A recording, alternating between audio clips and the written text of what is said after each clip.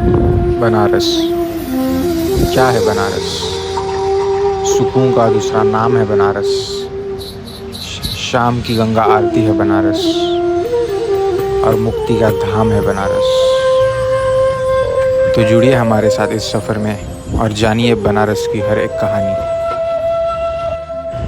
तो बनारस आने के लिए आपको सबसे पहले अपनी नज़दीकी रेल या एयरपोर्ट से सीधे वाराणसी जंक्शन को आना है, और वाराणसी जंक्शन आने के बाद आपको प्लेटफॉर्म नंबर 1 से एग्ज़िट करना है। मुंबई से जो ट्रेन है वो रात को 10 बजे की है, और वो आपको दूसरे दिन रात को 2 बजे वाराणसी जंक्शन पहुंचाती है। हमारा जो होटल था वो गदौलिया चौक के पास, जहाँ से रास्ता जाता है मंदिर को, वहाँ 1 किलोमीटर मंदिर है, और दशाश्वमेध घाट वहाँ से सिर्फ 400 मीटर दूर है। तो ये है हमारा होटल बटरफ्लाई इन। तो ये होटल आपको दिसंबर में 1500 से 2000 तक मिल जाएगा, और जब देव दीपावली वगैरह होती है तब ये होटल के रेट्स 3000 से 4000 तक पहुंच जाते हैं। और ये रूम हमारी थी, आप देख सकते हो ये रूम बहुत ही क्लीन और नीट थी। और यहाँ पर एसी भी था, पर एसी की ज़रूरत तो आपको दिसंबर में पड़ेगी नहीं, तो आप नॉन एसी रूम भी ले सकते हो, वो थोड़ी और चीपर रेट में मिल जाएगी आपको। बाकी सब तो आपके बार्गेनिंग स्किल्स पर डिपेंड करता है। तो बस हम रेडी हो चुके, और सुबह 9 बजे हम चले अपनी बनारस की जर्नी पर। तो सबसे पहले हमें बहुत भूख लगी थी, तो हम चले खाने की खोज पर। और ये जो आपको सामने दिख रहा है वो है श्री काशी विश्वनाथ धाम का गेट नंबर 4। और जैसे आप सबको पता है कि बनारस की गलियाँ बहुत खूबसूरत हैं, तो हम भी चले बनारसी गलियों पे एक चक्कर लगाने। और इन सब गलियों में घर की दीवारों पर अलग अलग भगवान की चित्रकला बनाई हुई है। तो इसके बाद हम हमारे पहले डेस्टिनेशन पे पहुँचे, जहाँ पर हमें मिली कचौड़ी और जलेबी। तो दुकान का नाम था गंगा बहार कचौड़ी शॉप, और इसकी कचौड़ी और जलेबी बहुत ही टेस्टी थी। और इसका प्राइस समथिंग 50 रुपीज़ था, जहाँ पर 50 में आपको एक सब्जी मिलती है और 2 कचौरी और एक जलेबी।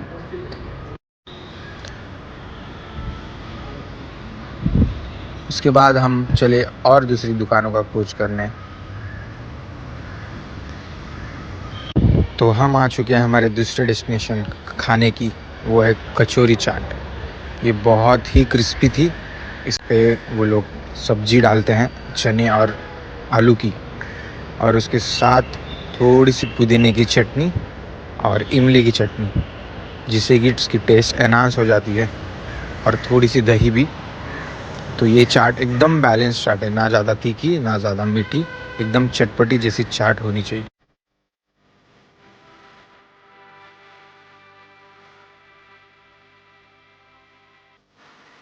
और ये है तीसरा मलइयो, जो कि सिर्फ बनारस में ठंडियों में मिलता है, और ये खाने में बहुत ही मीठा और स्वादिष्ट था।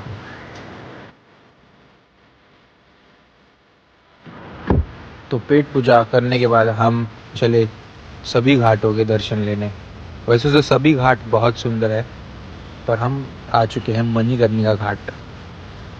और इस घाट की एक ख़ास बात है, ये घाट बहुत ही सुंदर है, बट इस घाट पे सभी हिंदुओं का अंतिम संस्कार भी होता है। इस घाट की एक कहानी है, यहाँ पर माता पार्वती और शिव जी स्नान के लिए आए थे, पर स्नान के समय माता पार्वती के कानों का कुंडन और शिव जी के मस्तक का मणि यहाँ पर गिर गया था।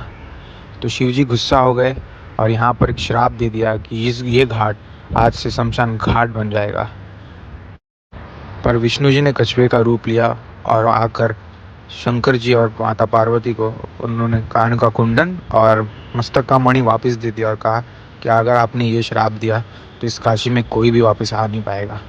तो शंकर जी ने कहा, श्राप श्राप तो मैं वापस नहीं ले सकता, लेकिन आज के बाद जिस भी मनुष्य का यहाँ पर अंतिम संस्कार होगा, उसको मोक्ष की प्राप्ति होगी। और इसके बाद हम चले शाम की गंगा आरती अटेंड करने। जो कि शाम को 6:45 को दशाश्वमेध घाट पे होती है। और यही आरती सबसे यहाँ पर फेमस है, और सुबह की 80 घाट की आरती। और इस आरती का आपको अनुभव ज़रूर लेना चाहिए क्योंकि वो बहुत ही अद्भुत होता है।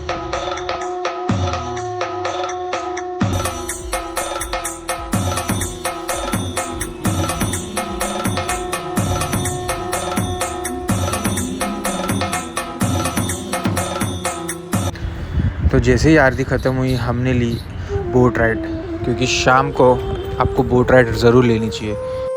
शाम को सभी घाटों पे बहुत सारी लाइटिंग होती है और शाम को दृश्य घाटों का कुछ अलग ही होता है। अगर आप सबके साथ बोट राइड कर रहे हो तो बोट राइड की फ़ीस है कुछ 100 रुपीज़। अगर आप पर्सनल बोट ले रहे हो तो उसकी फ़ीस है 2000 से 3000। पर हाँ, अगर आपकी बार्गेनिंग स्किल्स अच्छी है तो आपको 1000 में भी मिल सकती है। और हमारा दिन यहाँ पर सुंदर सी बोट राइड के साथ ख़त्म होता है। और दूसरे दिन हम सुबह जल्दी उठते हैं, जल्दी मतलब 7-8 बजे तक, जो कि हमारा प्लान नहीं होता क्योंकि हमें उठना है 5 बजे। पर यस, ठंडी की वजह से बहुत ही अच्छी नींद आती है यहाँ पर, तो हम उठ के सीधा चले मंदिर की ओर। आपको ये ध्यान रखना है कि मंदिर के बहुत सारे द्वार हैं, लेकिन आपको जाना है गंगा द्वार। और ये है गंगा द्वार। यहाँ पर आने के लिए आप घाट से चल के आ सकते हो, और इसे कहते हैं 1 नंबर गेट। तो यहाँ से आपको अंदर जाना है, और यहाँ से अगर आप आओगे तो आपको बहुत ही कम भीड़ मिलेगी as compare to gate number 4, क्योंकि वो रास्ते से आपको खड़े रह के आना पड़ता है और वहाँ पर भीड़ भी बहुत ज़्यादा होती है। तो आप आई प्रीफर यहाँ से ही आइए आप। और चप्पल और फ़ोन रखने के लिए यहाँ पर फ्री गवर्नमेंट के लॉकर्स भी है, तो आप वहाँ रख सकते हो। पर यहाँ बहुत सारे फूल वाले, प्रसाद वाले आपको स्कैम भी करते हैं कि आप हमारे यहाँ रखिए और हम वहाँ लॉकर का पैसा नहीं लेंगे। पर हाँ, वो आपको 250-350 रुपीज़ का फूल और हार थमा देंगे, जो कि बहुत ही कॉस्टली होता है। कुछ नहीं होता उसमें, सिर्फ एक पेड़े का बॉक्स और हार रहता है। और तो इस गेट नंबर 1 से आपको लाइन में लगना है। यहाँ पर लाइन में लगने के बाद आपका दर्शन कम से कम 1 घंटे के अंदर हो ही जाएगा, वो भी आराम से। और ये मंदिर का अंदर का परिसर है, जो कि बहुत ही क्लीन और बहुत ही सुंदर है। यहाँ पर अंदर आप प्रसाद ले सकते हो। हाँ, पर इस मंदिर में फ़ोन बिल्कुल भी अलाउड नहीं है, क्योंकि एकदम स्ट्रिक्ट चेकिंग होती है। तो आपको फ़ोन किसी न किसी लॉकर में रख के ही आना पड़ेगा।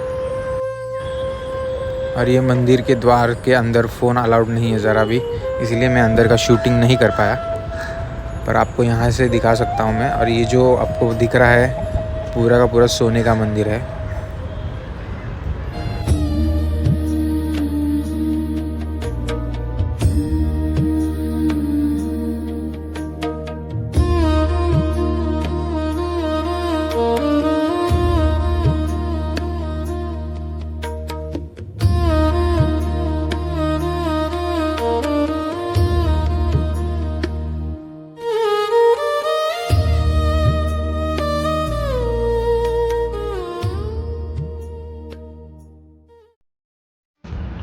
तो काशी विश्वनाथ जी का मंदिर दर्शन करने के बाद हम शाम को निकल पड़े एक दूसरे मंदिर की ओर, जो कि है 15 किलोमीटर दूर काशी विश्वनाथ जी मंदिर से। उसका नाम है स्वारवेद मंदिर। यहाँ जाने के लिए आप ऑटो या बस का इस्तेमाल कर सकते हैं। हम सिर्फ 2 जन थे, इसलिए हम बाइक से गए, जो कि है रैपिडो बाइक। और 1 घंटा ट्रैवलिंग करने के बाद हम पहुँच गए हैं स्वारवेद मंदिर। ये मंदिर बहुत ही खूबसूरत है, और ये मंदिर है बुद्धिस्ट टेम्पल। सो यहाँ पर बहुत अच्छे से आप मेडिटेशन कर सकते हो। यहाँ पर बहुत ही शांति होती है, और शाम के टाइम इसकी जब लाइटिंग ऑन होती है तो ये देखने लायक होता है। तो अगर आपको विज़िट करना है तो आप शाम को ही आइए इसका नज़ारा देखने के लिए।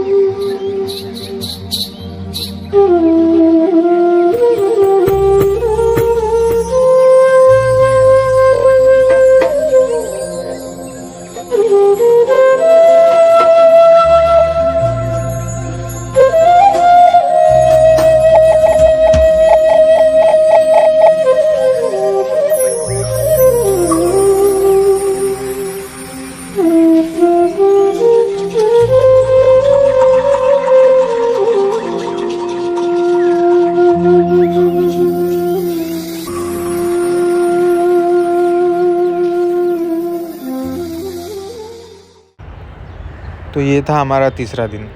हम आज करने वाले थे प्राइवेट बोट राइड। जैसे कि मैंने कहा, अगर आपकी बार्गेनिंग स्किल्स अच्छी होगी तो यहाँ पर आप 1000 रुपये में भी प्राइवेट बोट राइड कर सकते हो। पर देव दीपावली के दिन आप नहीं कर सकते, क्योंकि तभी वो कंपलसरी 3000 से 4000 का ही रहता है रेट्स। तो अगर आपको आना है तो आप दिसंबर में विज़िट कीजिए, तो ज़्यादा गर्दी और रश भी नहीं होगा और रूम्स और बोट राइड भी आपको सस्ते में मिल जाएंगी। तो ये बोट राइड 80 घाट से शुरू होती है और नमो घाट तक ख़त्म होती है। तो इस बोट राइड को आपको लगभग 1 से 1.5 घंटा लग जाता है।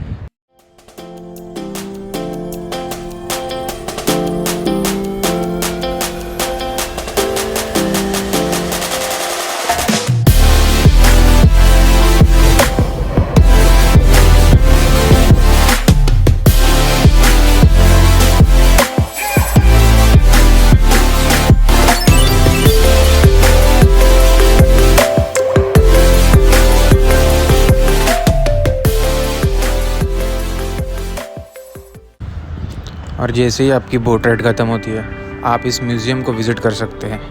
ये म्यूज़ियम दशाश्वमेध घाट के बहुत ही पास है और इसकी एंट्री फ़ीस सिर्फ 20 रुपये है। तो ये टिकट आपको ऑनलाइन निकालनी होती है। वो गेट पर एक वॉचमैन रहता है, उससे आप स्कैनर लेके वो टिकट आप ऑनलाइन निकाल सकते हैं। आपको अंदर जाने के बाद बनारस की पूरी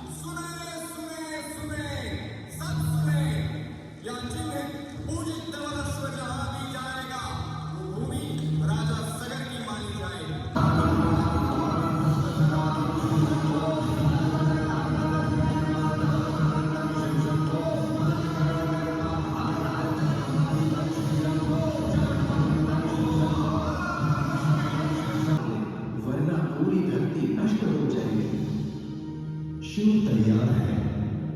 आने दो गंगा को, आने दो।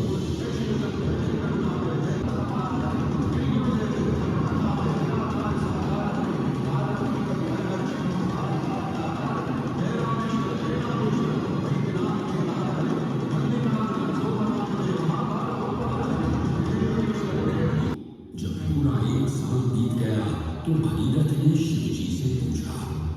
गंगाधर भोलेनाथ ने कहा कि गंगा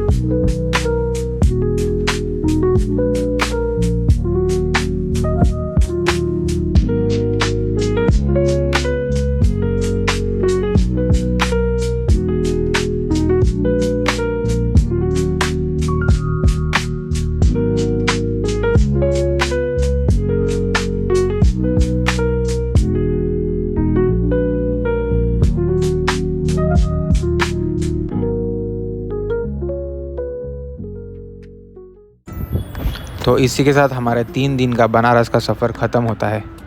अगर आपको भी आना है बनारस तो हम आपकी मदद कर सकते हैं 3 दिन की ट्रैवल आइटनरी के साथ।